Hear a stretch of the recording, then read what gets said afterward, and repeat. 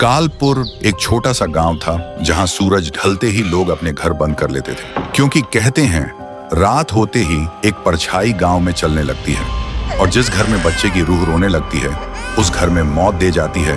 इसलिए गांव के लोग माँ बाप बनने के सपने डर के साए में दफन कर चुके थे और तब से नया बच्चा जन्म नहीं ले रहा था। इसलिए गांव जीने लगा था। सबको लगा अब सब ठीक है और तभी कालपुर के रास्ते पर एक नया जोड़ा बाइक से दिखाई दिया। अरुण और उसकी पत्नी काव्या शहर के थे, नई शुरुआत करने आए थे, लेकिन उन्हें क्या पता था वो जीने नहीं मरने के गांव में आ रहे थे।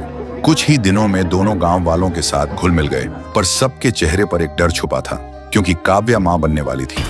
कुछ दिन बाद काव्या काम कर रही थी, तभी अचानक उसे दर्द होने लगा। अरुण ने बिना टाइम वेस्ट किए उसे हॉस्पिटल ले गया। ऑपरेशन रूम में चीखें गूंज रही थी और जैसे ही काव्या ने एक प्यारे से बच्चे को जन्म दिया, एक काली परछाई सीधा बच्चे के पास गई। अगला पल एक तेज तलवार की आवाज और बच्चा बस 1 सेकंड में लहू बन गया। काव्या चीखने लगी, मेरा बच्चा, मेरा बच्चा। अरुण दौड़ते हुए अंदर आया। उसने देखा पूरा फ्लोर खून से भरा था। काव्या को देखा, वो बेहोश थी। ये सब देखते ही अरुण रोने लगा। तभी एक आदमी उसके सामने आया। उसका नाम था रघुनाथ बाबा। बाबा ने कहा, तुम्हें बच्चे की मौत पर रोना नहीं चाहिए बेटा, तुम्हें सोचना चाहिए ये हुआ क्यों। अरुण बोला, कैसे ना रोऊं बाबा, मेरा सब कुछ छिन गया। फिर बाबा ने कहा, बेटा कालपुर एक बद्दुआ से बंधा है। अरुण ने पूछा, कैसी बद्दुआ। बाबा ने गहरी सांस ली और बोले, बहुत साल पहले कालपुर के राजा हरिदत्त का राज था। उसकी रानी मां बनने वाली थी। राजा हर दिन दुआ करता कि बेटा हो ताकि वंश चले, पर जब रानी ने जन्म दिया तो एक बेटी हुई। राजा पागल हो गया।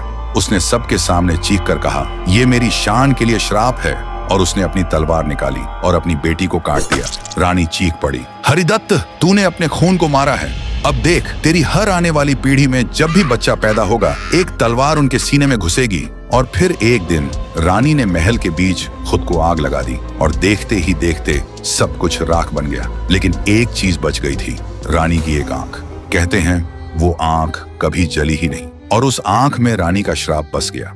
उस दिन के बाद से जब भी कालपुर में कोई बच्चा जन्म लेता है वो आंख सब देखती है और रानी एक परछाई बनकर वापस आती है उस बच्चे का दिल ले जाने। ये सुनकर अरुण का गला सूख गया। फिर बोला, बाबा उसका कोई उपाय नहीं है क्या। बाबा धीरे से बोले, एक ही उपाय है बेटा। उस महल के अंदर जहां रानी ने खुद को जलाया था वो आंख अब भी वहीं रहती है। अगर तू उस आंख को ढूंढकर अग्नि में जला पाए तभी ये श्राप खत्म होगा। अरुण सोचता है, फिर बोलता है, बाबा मैं करूंगा ये। फिर रात के 12 बजे अरुण हवेली गया। हवेली में हर तरफ एक अजीब सन्नाटा था और दीवारों से जैसे पुरानी चीखें गूंज रही थीं। अरुण के पैर बढ़ते गए, पर हर कदम के साथ हवा ठंडी होती जा रही थी।